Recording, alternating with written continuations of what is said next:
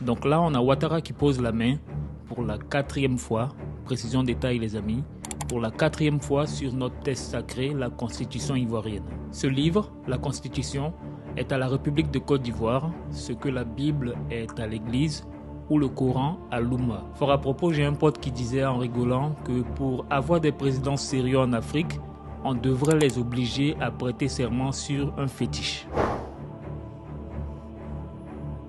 Vous l'aurez deviné, les amis, aujourd'hui on va parler d'un sujet essentiel pour la démocratie. On plonge au cœur du pouvoir ivoirien pour évoquer le serment présidentiel. Mais surtout, la manière dont il a été violé en Côte d'Ivoire par Alassane Ouattara. Pourquoi ce serment est-il si important ?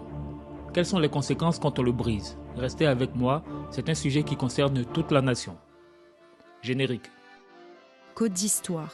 Pour l'histoire de la Côte d'Ivoire en particulier et de l'Afrique en général, tu es à la bonne adresse. Côte d'Histoire, YouTube, TikTok, Facebook. Devant le peuple souverain de Côte d'Ivoire, je jure solennellement et sur l'honneur de respecter et de défendre fidèlement la Constitution, d'incarner l'unité nationale, d'assurer la continuité de l'État et de défendre son intégrité territoriale, de protéger les droits et libertés des citoyens, de remplir consciencieusement les devoirs de ma charge dans l'intérêt supérieur de la nation. Que le peuple me retire sa confiance et que je subisse la rigueur des lois si je trahis mon serment. Que le peuple me retire sa confiance et que je subisse la rigueur des lois si je trahis mon serment. Mais qu'est-ce qu'un serment présidentiel ? Un serment présidentiel, c'est simple. C'est une promesse solennelle, une vraie déclaration publique faite devant le pays entier. Et chez nous, en Côte d'Ivoire, quand un président prête serment, il promet 3 choses essentielles. 1. De respecter la Constitution, c'est la règle du jeu. 2. De défendre la nation, son intégrité, sa sécurité. Et enfin 3. De protéger nos droits et libertés, c'est-à-dire les vôtres et les miens. Et le plus important, de servir l'intérêt général. Ce ne sont pas juste des mots prononcés lors d'une fête, comme ici. C'est un engagement moral, juridique et politique qui fait de lui, théoriquement, le garant de la légalité. J'insiste bien, garant de la légalité. C'est un serment qui engage le président à être un exemple pour le pays, à se soumettre à la loi et surtout à ne pas se placer au-dessus d'elle. C'est ça qui donne la confiance au peuple. Quand un homme vous donne sa parole d'honneur devant Dieu et devant les hommes, vous attendez qu'il la tienne. Je commence sérieusement à penser à l'option des fétiches africains. Continuons. Mais avant de poursuivre, nous allons faire un détour dans l'histoire et la vitalité démocratique. Le rituel du serment a une histoire et remonte loin. Sous la monarchie en France, le roi prêtait serment devant Dieu et devant son peuple. Mais la Révolution française de 1789 a tout changé. Le serment est devenu une promesse faite aux citoyens et à la Constitution, pas à un seul homme ou à la religion. Depuis lors, le président jure sur la Constitution qu'il respectera la République et ses principes.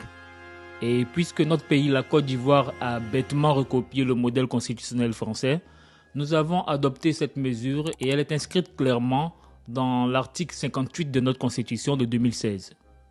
C'est ce texte qui donne sa légitimité au président, prouvant qu'il gouverne avec le consentement du peuple. Maintenant, arrêtons-nous un instant et analysons l'ensemble de ce serment présidentiel ivoirien. Écoutez bien chaque mot, il n'y a rien au hasard. Devant le peuple souverain de Côte d'Ivoire, je jure solennellement et sur l'honneur. C'est la première partie, la solennité et l'autorité. Ici, le président jure devant le peuple souverain. La légitimité vient de vous. Son serment engage son honneur personnel, de respecter et de défendre fidèlement la Constitution, d'incarner l'unité nationale, d'assurer la continuité de l'État. Ça, ce sont des obligations fondamentales. Respecter la Constitution, c'est le devoir suprême. Le président est le gardien de la loi. Incarner l'unité nationale, c'est crucial pour la Côte d'Ivoire. Il doit se placer au-dessus des clivages, protéger les droits et l'intérêt supérieur de la nation, le bien commun avant tout. Que le peuple me retire sa confiance et que je subisse la rigueur des lois si je trahis mon serment. Et voici la clause de sanction la plus importante. Si le président trahit son serment, il doit subir la rigueur des lois. Cela renvoie à la possibilité de mise en accusation devant une haute cour de justice. En clair, la Constitution dit « Tu n'es pas au-dessus des lois, Monsieur le Président. Si tu trahis, tu réponds pénalement de tes actes. » Ce serment est un engagement total. C'est le fondement de notre état de droit. Et maintenant, voyons la violation du serment présidentiel par Ouattara durant ses 4 mandats antidémocratiques. Donc là, on en arrive au drame. Que s'est-il passé en Côte d'Ivoire avec Alassane Ouattara? Dans un pays où la démocratie est fragile, ce serment est un rempart. Pourtant, ce rempart a été détruit. Je vous montre comment. Il n'y a qu'à voir la liste des violations graves et répétées de Ouattara. Elle témoigne d'une rupture totale avec la parole donnée. C'est une nouvelle constitution pour la 3e République de Côte d'Ivoire.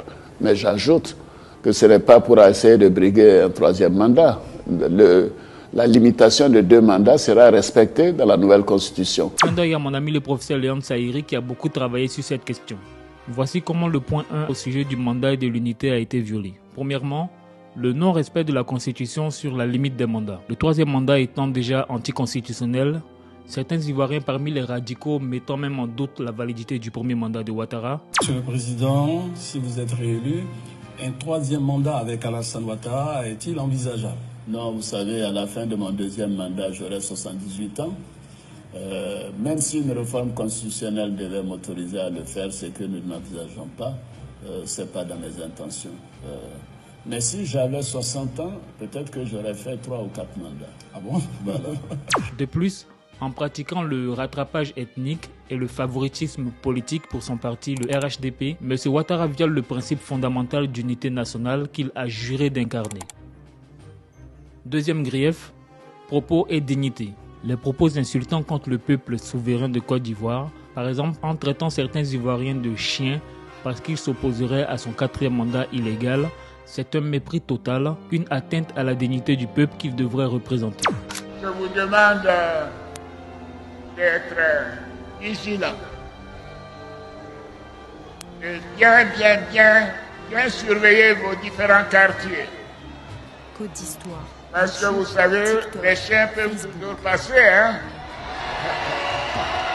Troisième grief, au niveau de la sécurité et des libertés. La détérioration grave et constante de la sécurité. La vie et les biens des citoyens sont en péril. Ajoutez-y les arrestations, les détentions arbitraires et les violences perpétrées par des groupes proches du régime, et ce, de façon impunie. C'est une violation flagrante de l'engagement à protéger les droits et les libertés des citoyens. Point 4. Les terres et l'intégrité territoriale. Durant ces 15 ans de mandat, que d'expropriation et de destruction d'habitats. Les terres, l'héritage de nos aïeux sont arrachés aux locaux au profit d'intérêts étrangers. Cette aliénation viole le droit sacré de la propriété et atteint l'intégrité territoriale que le président a juré de défendre. Cinquièmement, au sujet de la nationalité et de l'intérêt supérieur. La nationalité ivoirienne est bradée. L'attribution irresponsable et massive de la citoyenneté sans respect des critères. Cette politique dénature l'identité nationale et atteint l'intérêt supérieur de la nation. Sixièmement, le découpage électoral. Ce découpage électoral est partisan. C'est une stratégie dite du gerrymandering qui vise à favoriser artificiellement le RHDP et à garantir une majorité acquise. C'est un viol des principes d'équité démocratique et de transparence. En 2011 puis en 2015, Ouattara a juré de respecter la limitation des mandats inscrite dans la Constitution, mais en 2020, au lieu de se retirer comme promis, il a utilisé une interprétation controversée du changement de Constitution de 2016 pour annoncer qu'il remettait son compteur à 0 et se présentait pour un 3e mandat. C'est une violation grave. Il s'est engagé sur l'honneur à respecter les règles du jeu et il a cherché à se maintenir au pouvoir en bafouant l'esprit de la Constitution. Ce n'est pas qu'une faute politique, c'est une trahison de la parole donnée au peuple.